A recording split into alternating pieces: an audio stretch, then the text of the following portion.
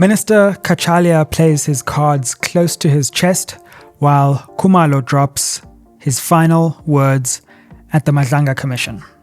Welcome back to another summary and analysis. Let's find out why it all matters. SMWX fam, if you ever need to hire a car, check out Pace Car Rental, a proudly South African company with the best range of cars for any need.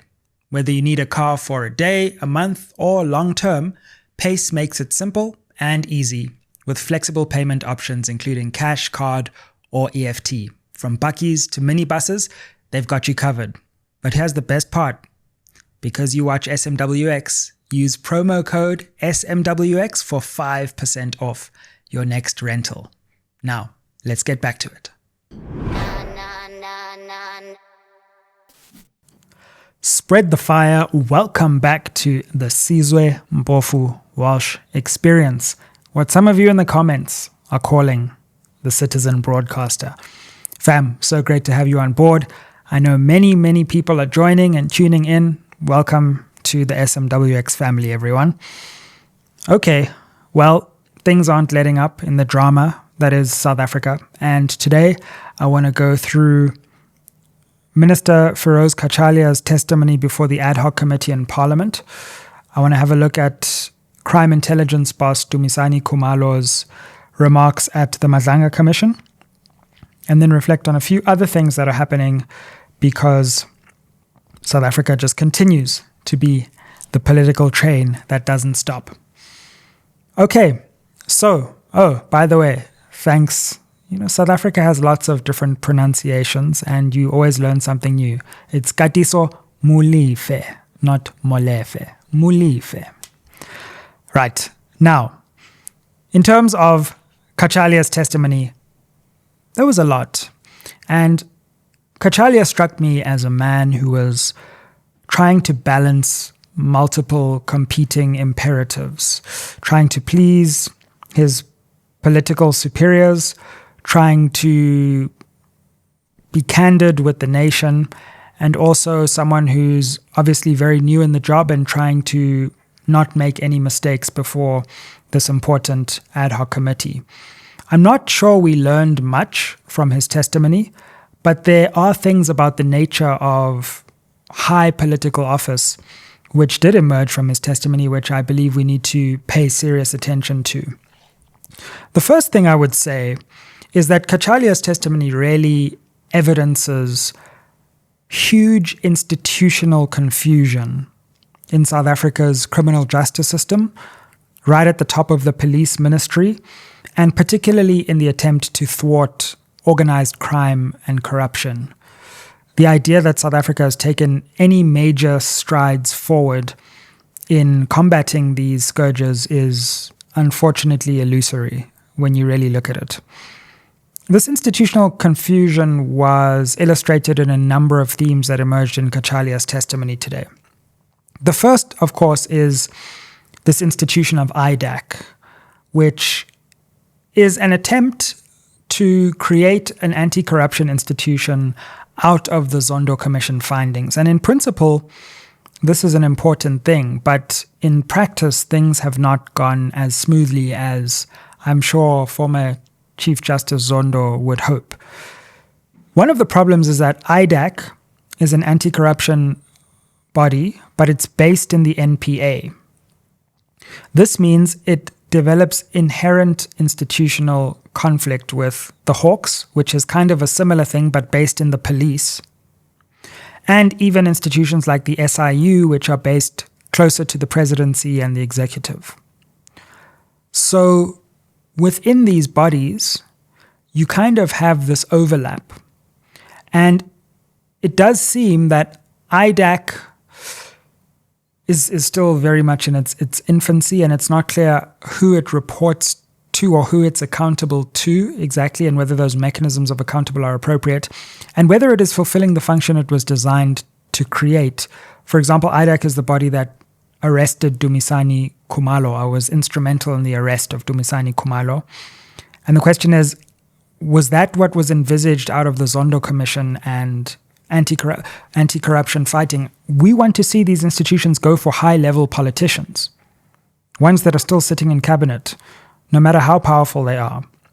And it's not clear to me that the Khumalo arrest, whatever you believe about the merits, is really where one would have envisaged IDAC to be. So there is this institutionally unsettled position for anti-corruption bodies, and there are many of them which all seem to be doing the same thing, and that is creating institutional confusion. The second is just, institutionally speaking, where is this ministerial committee that the president set up to fight political killings? It seems to have just fallen into disuse. It's like the interministerial committee has disappeared through absence of mind. Like President Ramaphosa's absent-mindedness. He was like, oops, I forgot about that committee. Oh, well, it hasn't met in a year. Oh, well, does it exist? Doesn't it exist? No one really knows. Bheki Cele says, of course it exists. Senzo Mkhunu says it definitely doesn't exist. And Firoz Cachalia says, well, I don't know. So how do you set up a whole interministerial committee that just decays into nothingness? Why hasn't the GNU reconstituted this committee? It's been in existence for 16 months. You're telling me they've just been sitting there doing nothing on political killings as ministers for this period? Why is there such institutional stagnation in this GNU? So that was clear. And it goes to a question, which is that no one really seems to know whether this task team was actually disbanded or not. This task team is quantum mechanics, fam. It's a particle and light at the same time, depending on when you look at it. Some observers see a particle, others observers see light. What's going on here, people? Because Cachalia said in his testimony today that he spoke to Masemola, the police commissioner, and then he believed that it was disbanded. But a lot of people have been saying it wasn't disbanded. And then others have been saying, no, it was winding down. So which is it? Is this thing in existence or not? It's like it kind of has a budget, but the budget gets rolled over every month, but then there's no ministerial committee, and then the minister wants it disbanded, but the national commissioner doesn't want it disbanded, but he won't tell the minister that, so then he slowly winds it down. But then people aren't sure whether it really is or isn't disbanded or not. And the fact of the matter is that what's emerging here is that everyone has a different story about what's happening. There's absolutely no leadership, there's no clarity, and there is widespread institutional confusion. And that confusion, it seems to me, is symptomatic of Cachalia's reign so far, because all he seems to have been doing is trying to figure out what everyone is saying and what they believe to be true. The dockets is another example of this institutional confusion and disarray. Because Cachalia says Masemola was explaining to him the disbandment, but Cachalia wasn't sure whether there was a disbandment. And while they were trying to figure this out, I don't know why it took so long for them to figure out whether this thing was disbanded or not, Masemola releases a statement about the dockets going from Sibia back to KZN. And Cachalia says he thinks this was inappropriate because he was waiting for a report from Masemola. To get a sense of what I'm talking about, why don't you hear from Cachalia himself? Let's take a look at this clip where he's explaining this Masemola uncertainty. I asked for, because the matters were still not clear for me, I asked him for a report in writing, and as I indicated in my letter, and I got that report from him on the 20th, I think it was it the 20th? Let me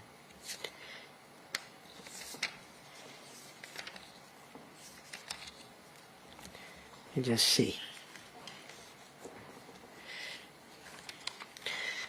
So my letter is my letter was on the 20th of August. Now, I hadn't yet received the report. When I saw a statement that the National Commission had made in public, in comments he made to the media, that the dockets had been transferred back to KZN. Now, that was inconsistent with my understanding of what he had conveyed to me, that the team had been disbanded and that the dockets were being transferred according to this disestablishment plan. In addition, I was concerned that this matter also fell within the terms of reference of the Madlanga Commission.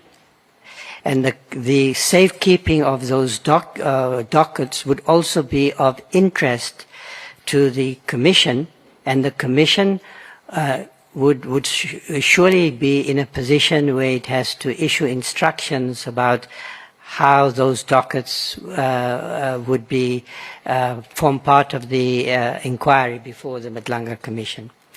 So it wasn't appropriate for the National Commissioner to make that public statement before providing me with the written report that I had asked for, after several weeks of trying to understand clearly from him what the position was.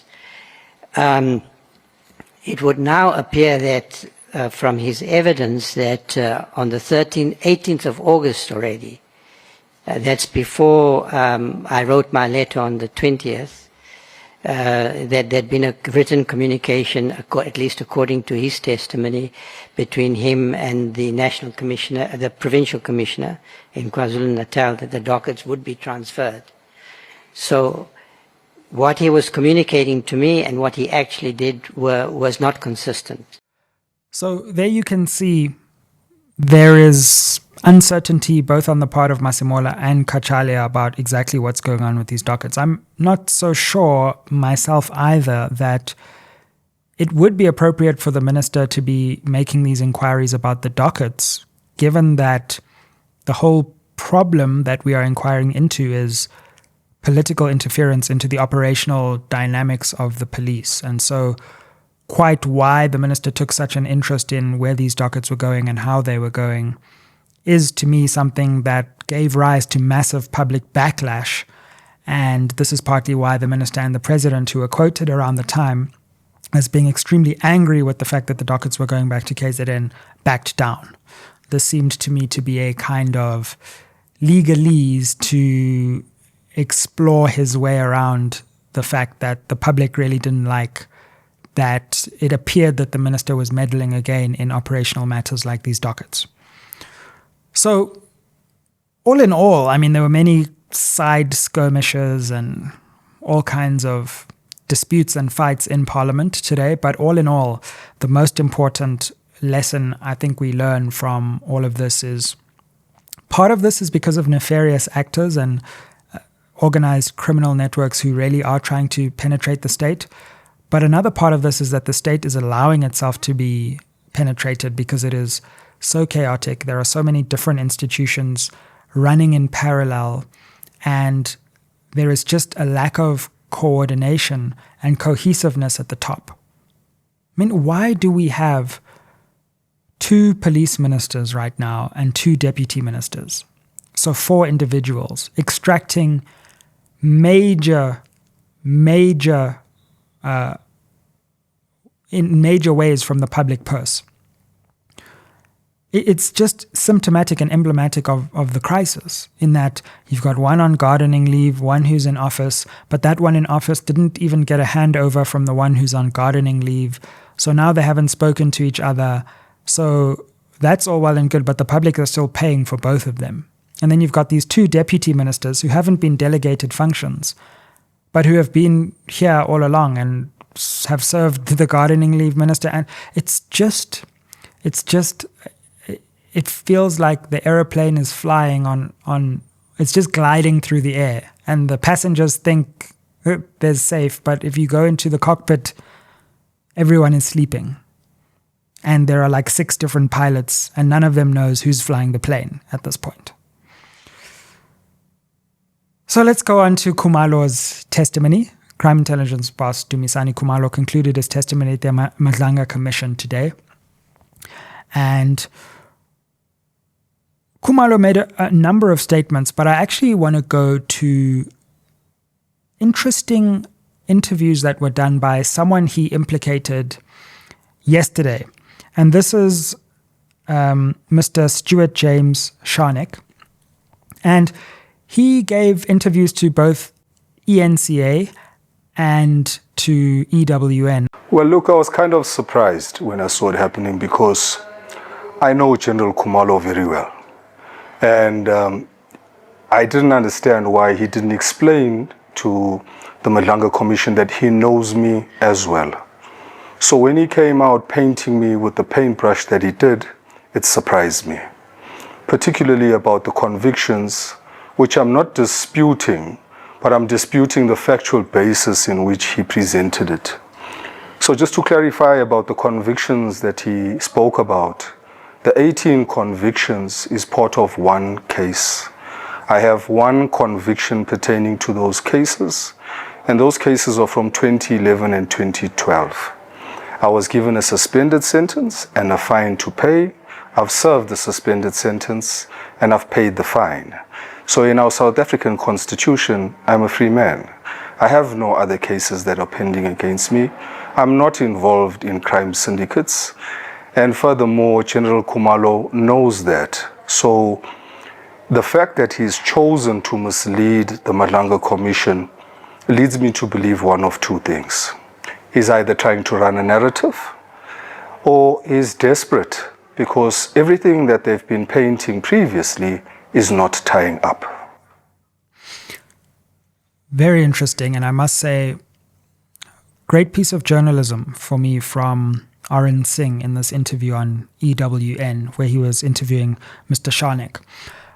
Now, I want to say it's really important for us to hear all sides in this, and we shouldn't leap to conclusions. And there are a number of things that Mr. Sharnik said that actually I do think warrant our attention. There are things in his explanation, and I would urge you to watch the full interview, which actually now pose questions to Khumalo.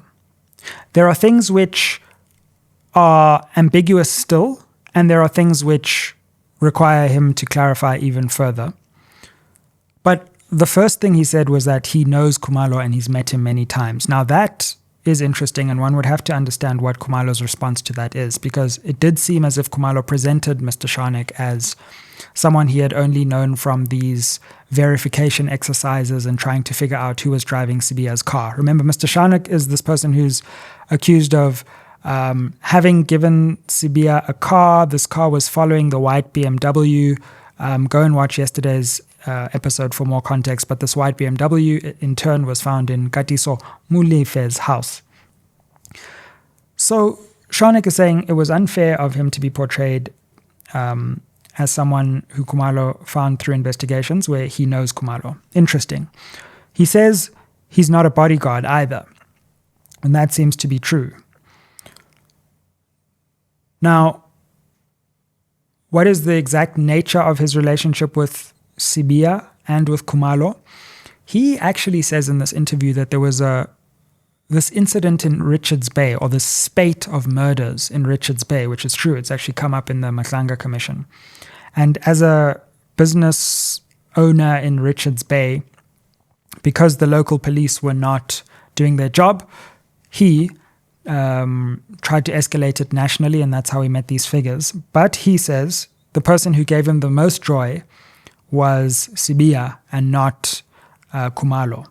So his suggestion is that there's some kind of grudge or vendetta going on that hasn't been fully explained on that side. So the Richards Bay events are important, and we do need to get an understanding of exactly what happened there, because it keeps popping up. And we heard in the commission that the presidency tried to intervene because the PKTT withdrew. Furthermore, though, I do think there are some lingering questions. The one is the convictions. So he clarifies it was actually one case. It sounded yesterday like it was 18 different cases of carjacking, etc. There were 18 different counts. He says he used to sell cars, and he admits he didn't do the due diligence. He admits he was guilty. He's paid a fine, etc. And these cars were basically, some of them had hijacked parts, etc. And he basically holds his hands up and says, yes, 15 years ago I was guilty. But the question is also some of these other cases for which he may have been found innocent, but that's just a lot of cases. I'd also like to know a bit more about the other stuff there. In terms of the car that was being driven, he says because he struck up this acquaintanceship with Sibiya, and he knew Sibiya's life was in danger, or Sibiya told him his life was in danger, he has access to these armored cars and he gave it to Sibiya. So he wasn't driving the cars, but Sibiya was using the car and he's paying for the use of this armored bakkie. One final thing, though, that wasn't fully clear to me was he was in Parliament, Mr. Sharnik, but he said he was there as part of the legal team. And it isn't exactly clear to me what he does, but on ENCA, he said that he's a businessman who works in construction. So I'm still a bit uncertain as to why he would be in the legal team. Is he a lawyer? What legal expertise was he bringing to Sibiya's legal team? Was it just a knowledge of evidence? But in that case, there are many people with knowledge of the evidence who aren't at the commission with the legal team. So that, I think, would need more clarity. But to take a step back, what is fascinating about this moment is that we are having this reckoning happening in real time, and we are learning new things at each stage of the process. And at the very least, I think it is interesting to hear someone who gets implicated immediately coming back and giving their side of the story. Obviously, the audience and the public will make up their mind, but I just thought it was important, since I spent so much time yesterday giving you Khumalo's version, that I bring you the version of one of the people he implicated as well. And again, just to say, I know there were a lot of people publicly saying you shouldn't give a person like this a platform, etc. I completely disagree with that view. As you know, in SMWX, I'm about treating you as smart enough to make your mind up. So when I do an interview, I don't force my opinion down the throat of the person I'm interviewing. I let you see what they're saying, and then you can make your mind up because you're smart enough to do so. And so I'm never worried about the other side being heard. I think that's actually a good thing.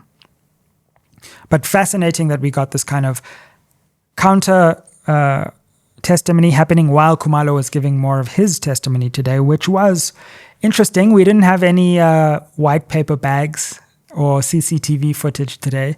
Today was a lot more institutional. Khumalo was explaining what he believes the role of the PKTT is.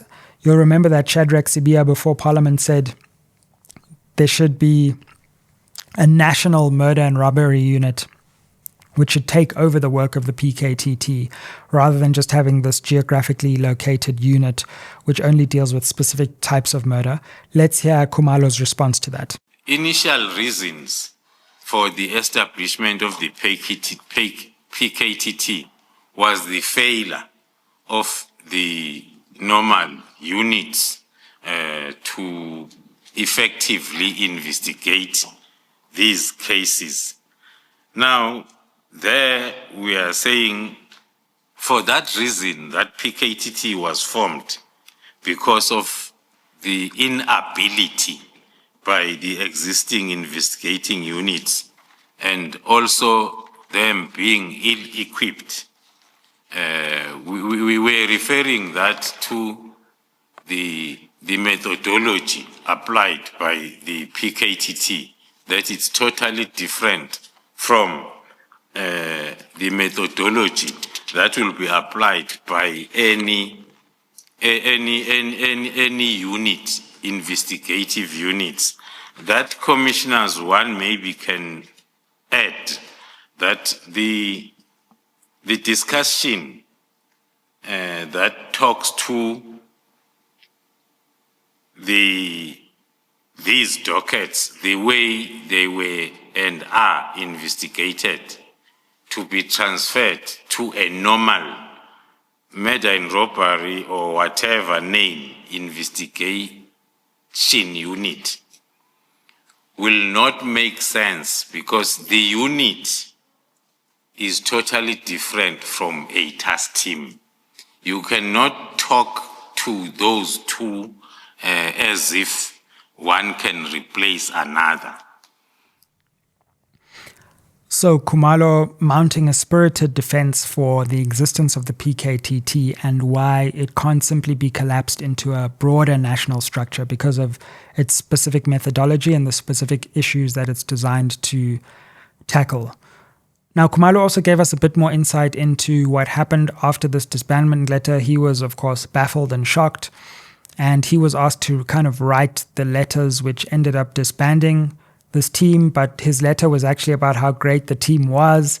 And so you can see that this uncertainty and confusion which has been going on in the police was continued because the people who were tasked with dismantling the team, i.e. Khumalo, didn't want it dismantled. And so they gummed up the works and bought time while it eventually emerged that it wouldn't be fully disbanded or whatever is really happening, because no one seems to have a unified theory on whether this thing is disbanded or not.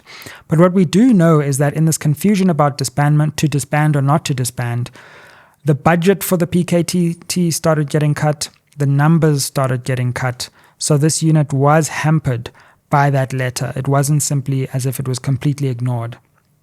And it hasn't been able to do its work in the same way as it did when it was fully fledged. So look, as Khumalo concludes his testimony, I firmly believe that he has placed strong evidence before the committee in terms of the communications of Kat Matlala, in terms of some of the CCTV footage, which at the very least raises serious questions about cars that were linked to Shadrach Sibiya were found in Katiso Mulefe's house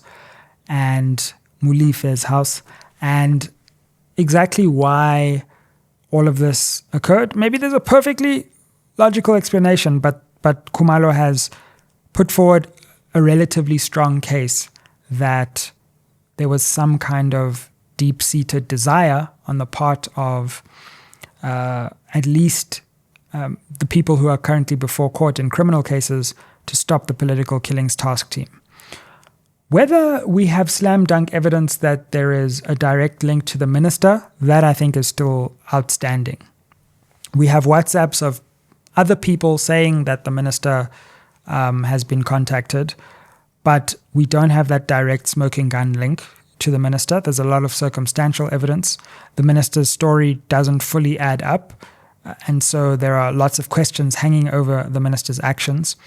But we are still waiting for some of the high-level political conspiracy that has been alleged to come to fruition.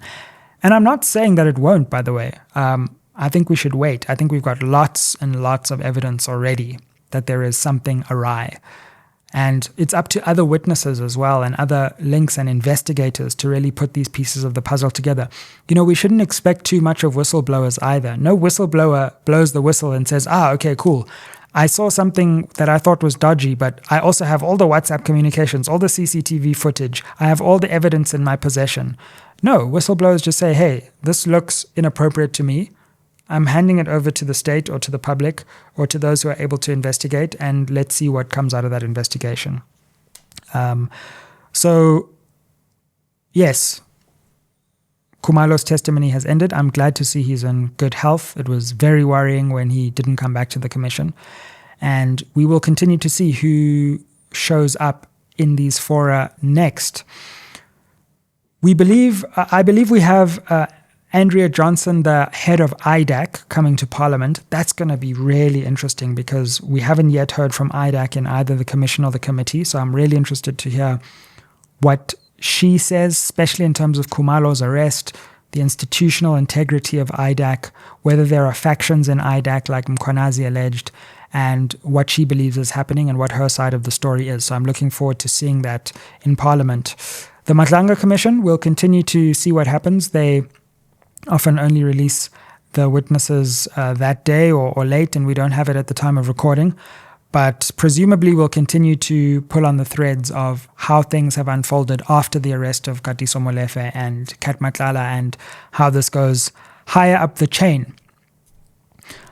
What else is happening, fam? Brown Mogotsi had some of his devices seized. There's been a search and seizure effected on Brown Mogotsi. Absolutely fascinating, because there we get to see whether he was truly in conversation with some of these implicated figures. Did he speak directly to the minister? Did he get any communications from the minister? Kat Matlala, Katiso Molefe, etc. So it'll be fascinating to see what comes out of that. In the US, Zoran Mamdani, first Muslim mayor of New York, elected. And it got me thinking, direct elections. They are a dangerous gamble, but one that can often pay off. A direct election can give you a Trump, but it can also give you a Mamdani. And there's something quite profound about going directly to the people and asking them who they want to lead, rather than this weird convoluted process we have in South Africa, where first you have to vote for a party and then the party decides the leader. And there's just this broken link between people's aspirations and who eventually gets to lead them.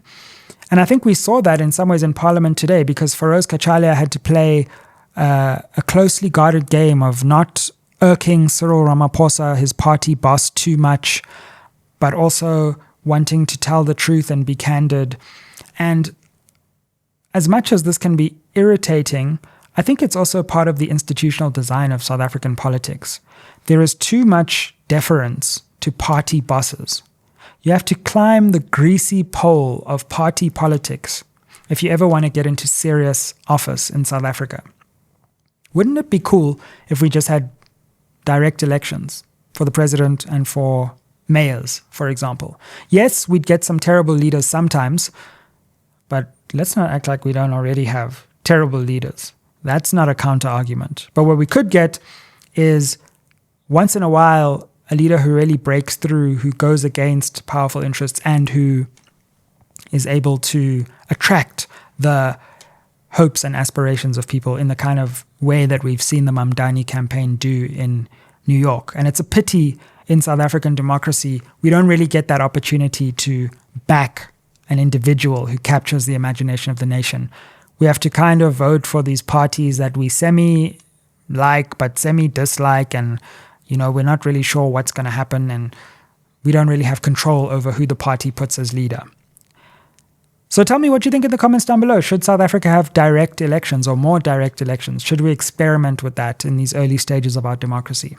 I, for one, think it would be a worthwhile experiment.